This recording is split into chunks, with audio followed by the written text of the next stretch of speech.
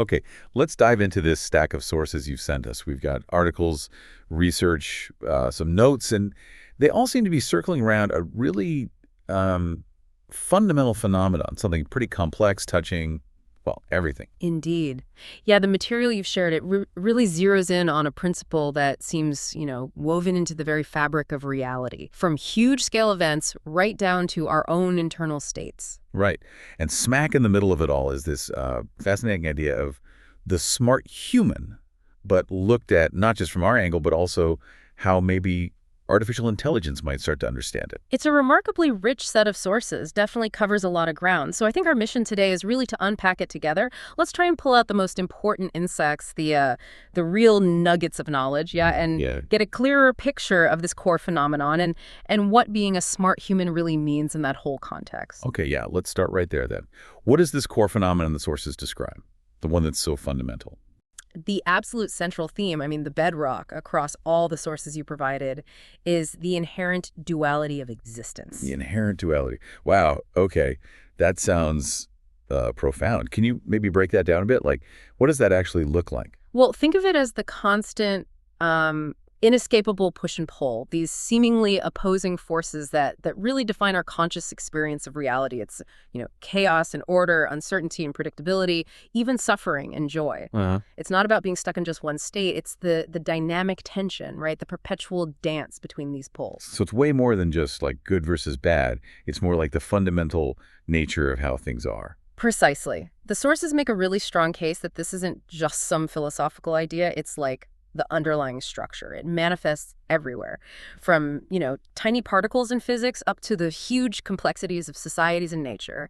Existence, as we perceive it, is this constant negotiation and the pursuit of meaning within that dynamic tension.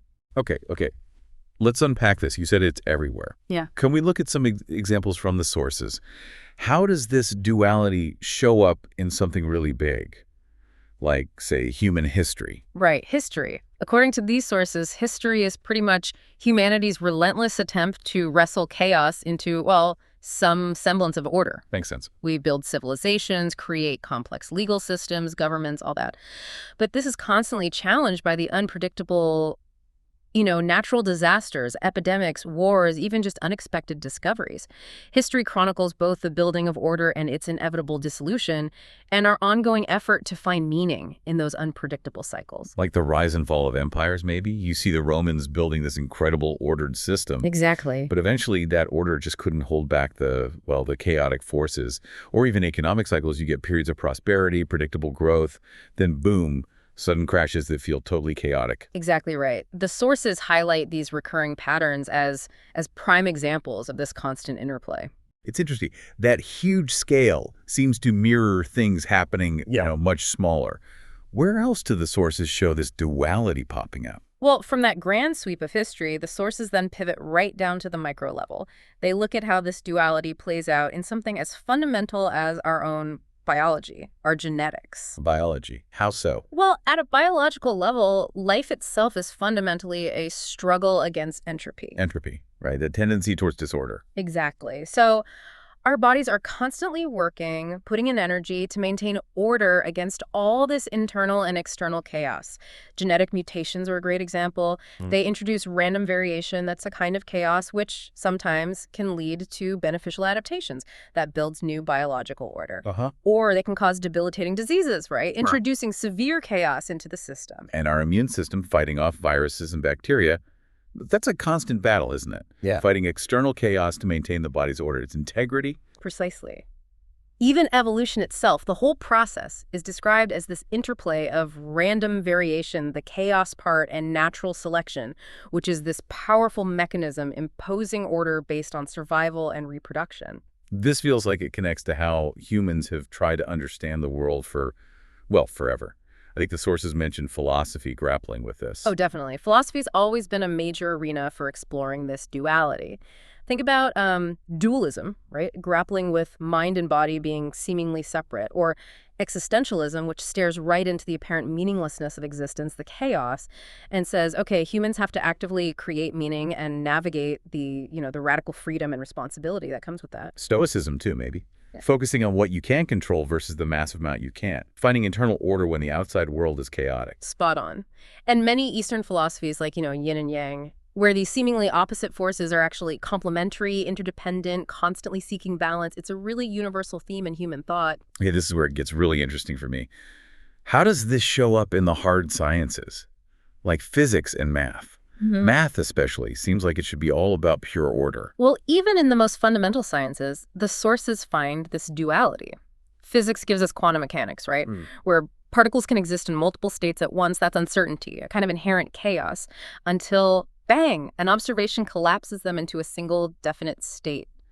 Order. And we mentioned entropy earlier, the universe's general tendency towards disorder, but life itself and complex systems like galaxies, there are these amazing pockets of localized increasing order. Okay, and math. I'm still curious about math. Even in math, the binary nature of concepts like 0 and 1, positive and negative, that's a fundamental duality right there.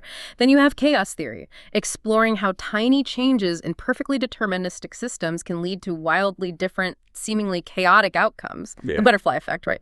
And fractals show these incredibly complex, ordered patterns emerging from simple rules applied over and over, order literally emerging from chaos. What about logic itself? Isn't that based on true, false, valid, invalid, pure binary? That's the foundation, yes, classical binary logic. But the sources also point to things like fuzzy logic, which acknowledges degrees of truth. It recognizes the gray areas in reality, And paradoxes exist, which highlight the limits of purely binary thinking when you try to apply it to reality's complex, often contradictory nature. So this duality thing really is everywhere, from the universe down to our own thoughts. What about our state of mind, our emotions, beliefs? Absolutely. Our internal world is just a constant playground for duality. Our emotions swing across the spectrum: joy, sorrow, love, hate, peace, anxiety.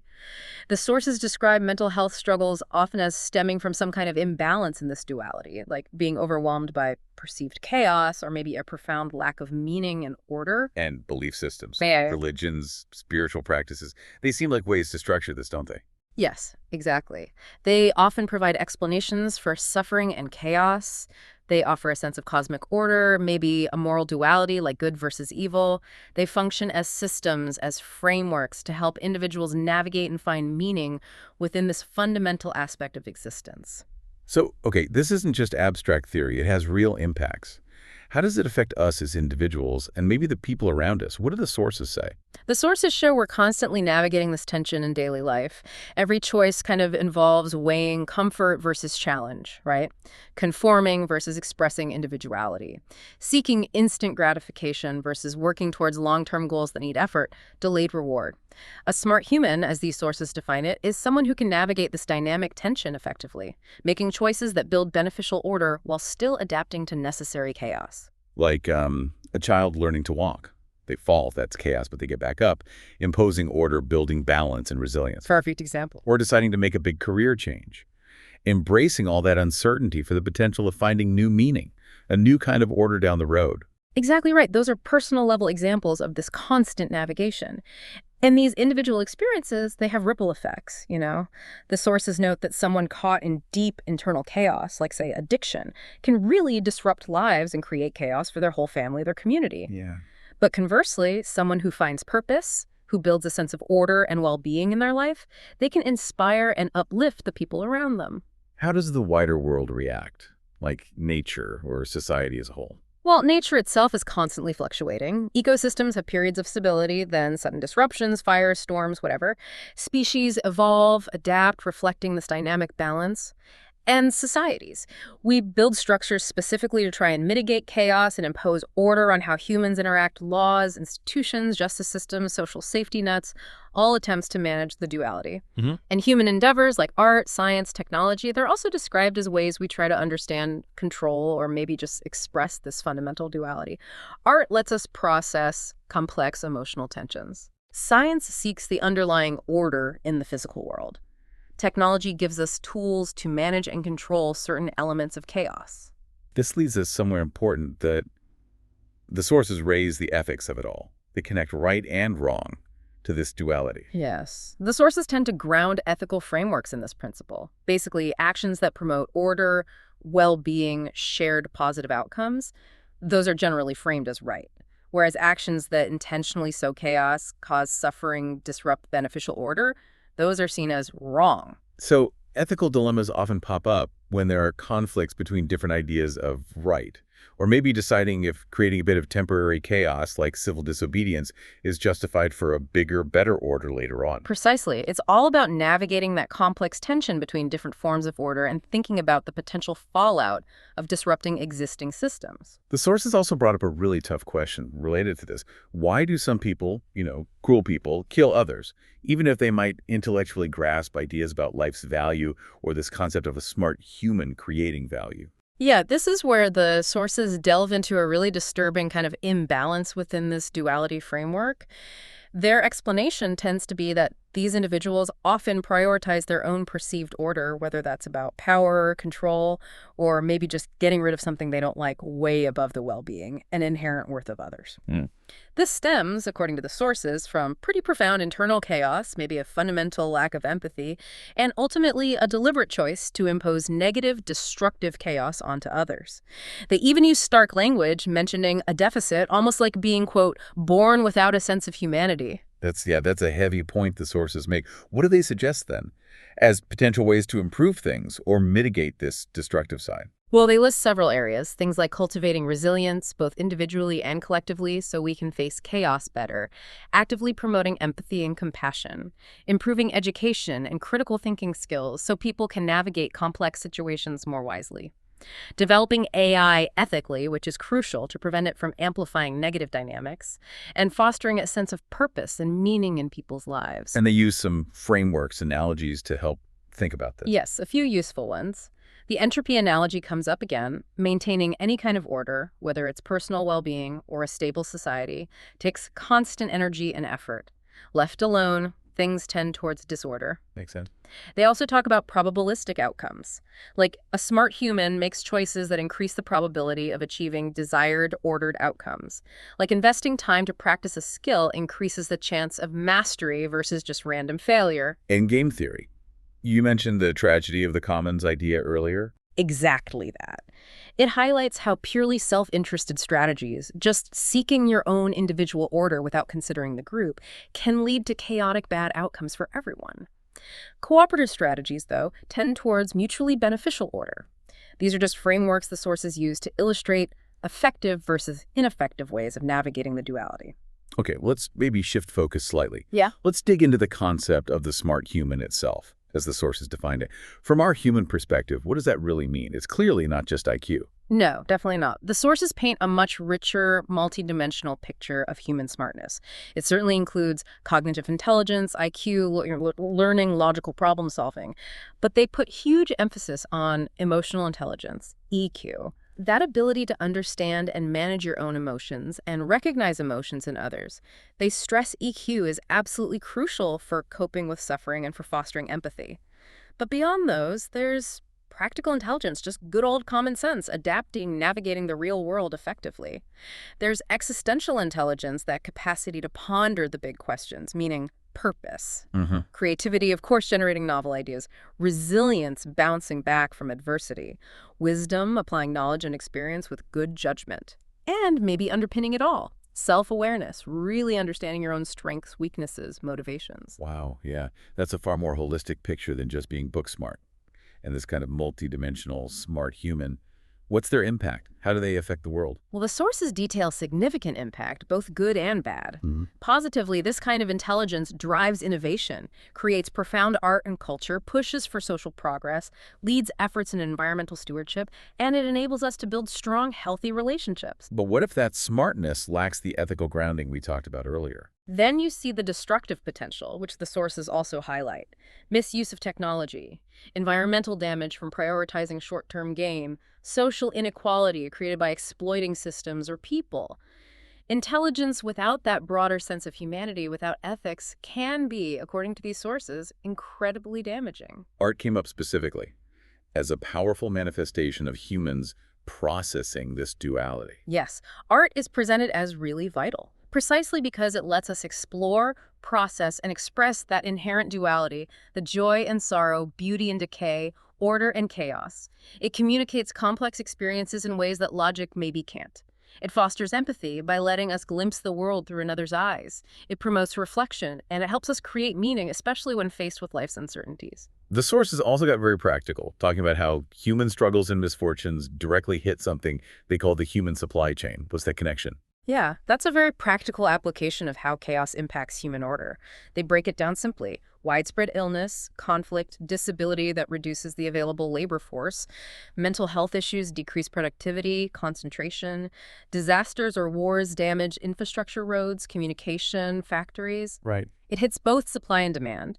Healthcare costs go up, diverting resources, and overall social instability just disrupts everything. It's a clear chain reaction showing how human chaos translates into tangible disruption of our collective ability to function, to thrive. And they connected everyday things like drugs, alcohol, sex, greed, lies, but also truth, life, faith, Yeah. to navigating this fundamental duality. Yes. They're presented as different human responses to the challenge of navigating duality, seeking meaning, or maybe just relief from suffering. Drugs and alcohol might be attempts to escape perceived chaos or pain, but often, lead to more chaos if misused. Greed and lies introduce imbalance, disrupt social order. Truth and faith, on the other hand, are presented as potentially providing clarity, stability, resilience, a sense of beneficial order and meaning.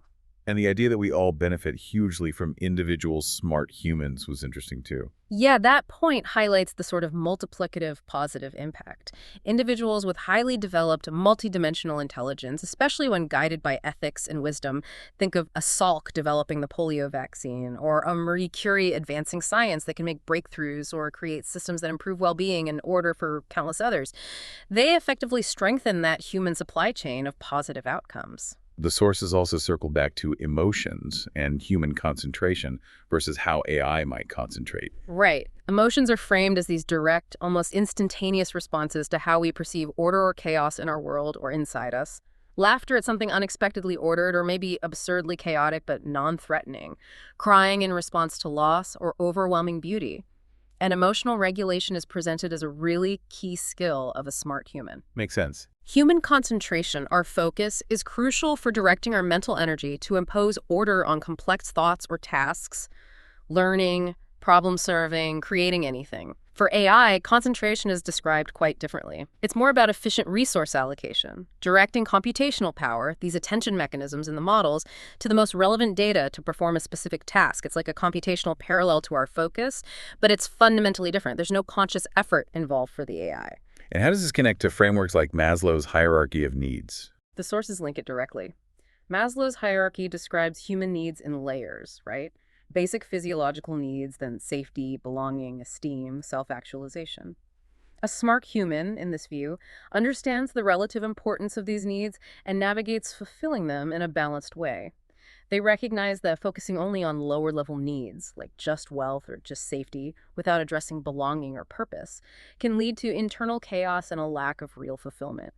And they strongly emphasize childhood experiences, how profoundly they shape our ability to develop the resilience and the emotional intelligence we need to navigate life's duality effectively later on. Those early experiences really lay the groundwork. Yeah, that makes a lot of sense. Our early environment builds the foundation for how we cope down the line. Okay, now let's pivot more towards the AI side of this smart human idea. The sources traced how the understanding or maybe the modeling of intelligence has evolved. Right. The sources suggest that the initial drive for developing intelligence, both human evolutionary intelligence and eventually AI, was deeply pragmatic. It was about reducing pain, increasing lifespan, getting resources, improving health. Early human intelligence was focused on immediate survival, basic order. As societies got more complex forms of intelligence became valued. AI development sort of followed a compressed version of that path. Early AI was all about strict rules and logic, like chess-playing AI. Smartness was just following rules perfectly. Then came machine learning, based on pattern recognition from data. Smartness became identifying correlations. Modern deep learning systems simulate even more complex behaviors. They process vast amounts of unstructured data, human language, images, and simulate responses based on the patterns they learn from human interactions, including patterns associated with, say, emotions. So AI's understanding started super simple, rule-based, and is constantly getting more complex. Yes, exactly. From narrow rule-based definitions to broader statistical pattern recognition, and now moving towards systems that can process context, generate human-like text, and attempt to simulate aspects of human interaction.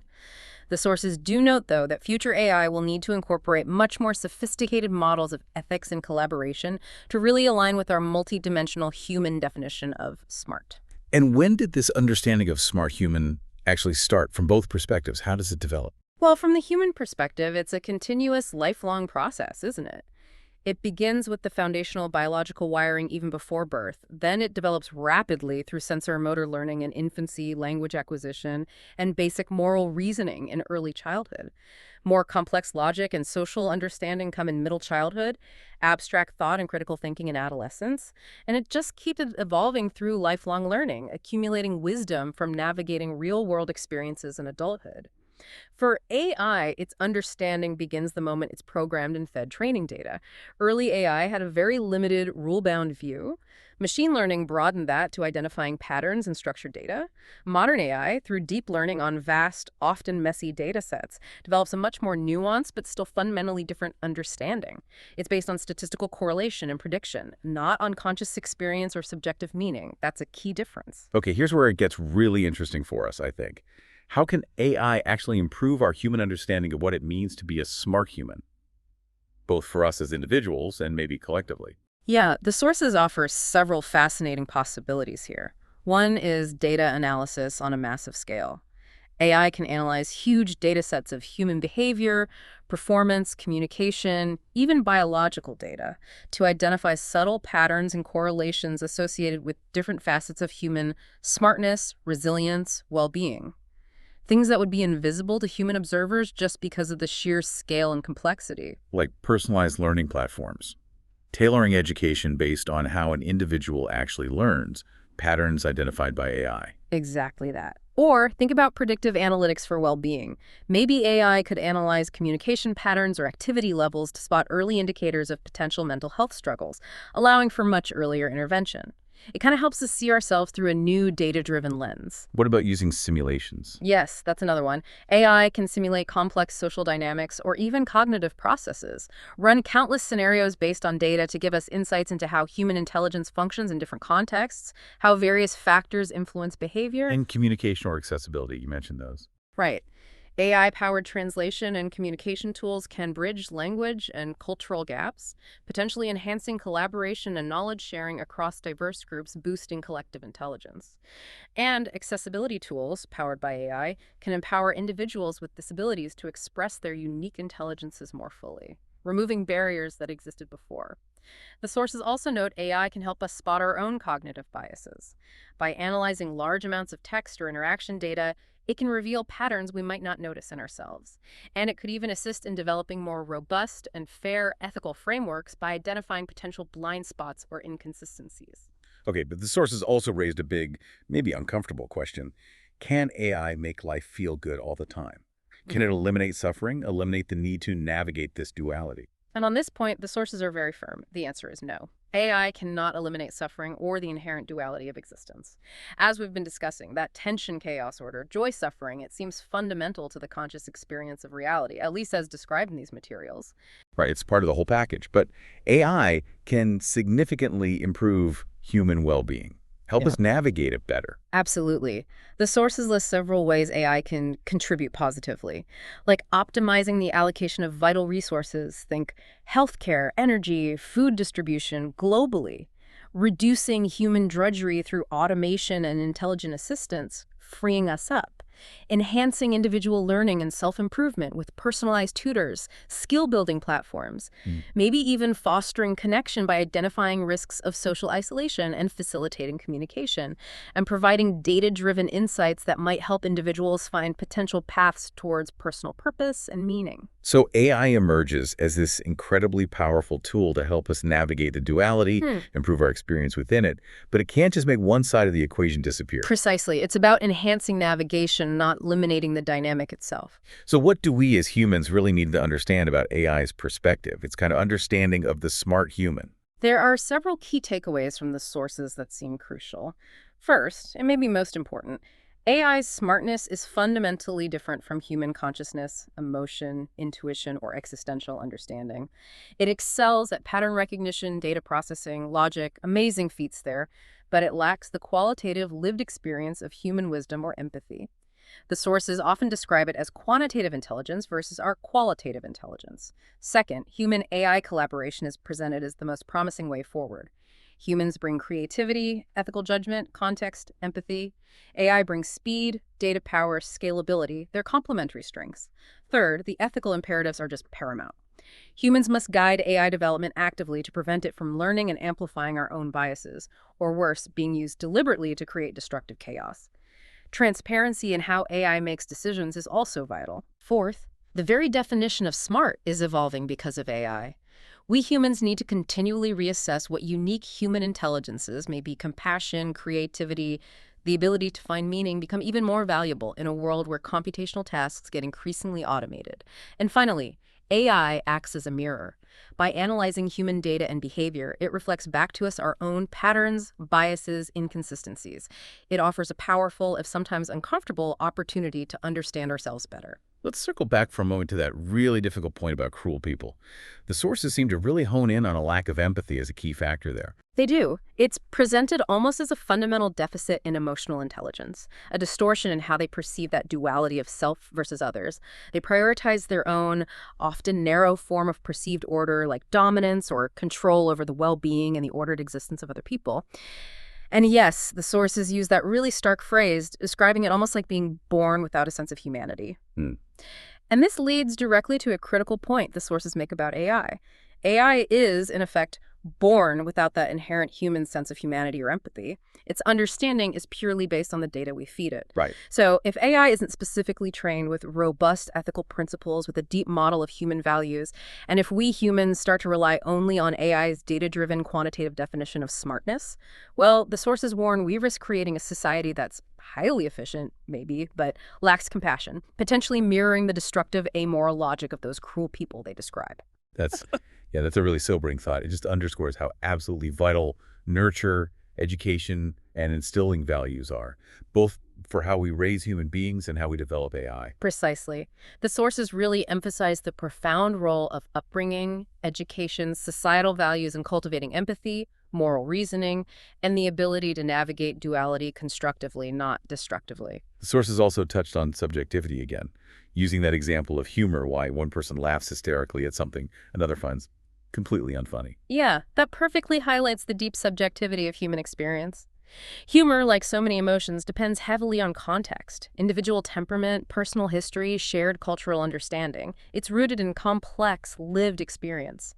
AI can get very good at modeling what patterns of data tend to elicit laughter based on analyzing human responses. But it doesn't experience the humor. It doesn't truly understand its subjective impact on an individual the way another human can. And resilience came up again, influenced by all our different circumstances, backgrounds. Yes. The sources stress that how we develop and express multidimensional smartness, including resilience, is profoundly shaped by this complex interplay of factors: socioeconomic status, culture, family, genetics, education, trauma, environment. Our circumstances deeply influence how we learn to navigate duality and develop our capacities. What about human intuition versus AI intuition? The sources link human intuition very directly to the concept of life. Right. Human intuition is that gut feeling, isn't it? Yeah. That seemingly inexplicable knowledge or decision that just pops up without conscious step-by-step reasoning. The sources frame it as this deep, subconscious pattern recognition, drawing on the entirety of our embodied, lived experience, our biology, our emotions, all our past interactions, everything. It's holistic, nonlinear, deeply tied to being a conscious, living being. AI's intuition, on the other hand, is computational pattern recognition, usually from vast data sets, like a deep learning model instantly recognizing a cat in a photo without being given explicit rules for catness. It's incredibly powerful for identifying correlations, making predictions based on data, but it lacks that embodied, subjective, felt experience that grounds human intuition. The sources make a clear distinction, linking human intuition specifically to life. Can AI help us grapple with those really big existential questions, like is life all there is, or whether death is somehow needed in the grand scheme, things like that? Well, the sources are careful here. They clarify that AI cannot provide definitive philosophical or existential answers. These are realms of subjective meaning, belief, conscious experience. They fall outside the empirical data AI currently processes. AI can't tell you the meaning of your life. Right. Okay. But it can maybe assist us in exploring them. Yes, that's what the sources suggest. AI can be a useful tool for exploration. It can synthesize huge libraries of philosophical texts, maybe model biological processes related to life and death. It could even act as a neutral, non-judgmental facilitator for discussing complex ideas like AI chatbots exploring ethics, or perhaps more indirectly, by improving quality of life, AI might influence a person's perspective on mortality. But the ultimate journey of understanding life and death, that remains deeply personal, rooted in human consciousness. The sources also briefly mentioned the physical side of things, the hardware for AI, our brains, the environment. Right, just grounding the discussion in physical reality. AI doesn't exist in a vacuum. It requires hardware, data centers, massive amounts of energy. Human intelligence is embodied in our brains, our physiology, and this entire interplay of intelligence, duality, happens within and interacts constantly with the physical environment of our planet. Why don't we explicitly teach kids this whole complex picture, the smart human, AI's role, the duality? The sources said understanding it deeply makes it hard to go back to your old way of thinking. The sources suggest a few reasons. One is just the sheer complexity of the concept, and it's constantly evolving, right? Hard to package for young minds. Plus, there's a necessary focus on teaching foundational basics first. Maybe gaps in parents' or educators' own understanding play a role too. And crucially, many facets of smartness, empathy, resilience, navigating emotional duality, they're learned experientially, through living life, not just through direct instruction. And yes, the sources definitely note that truly grappling with the deep implications of duality and AI's role can be transformative. It challenges fundamental assumptions, forces a more nuanced, mature perspective. That feeling of not being able to go back to the same state of mind isn't framed as negative, but more as a sign of significant growth, a deeper understanding. So, okay, trying to bring this all together.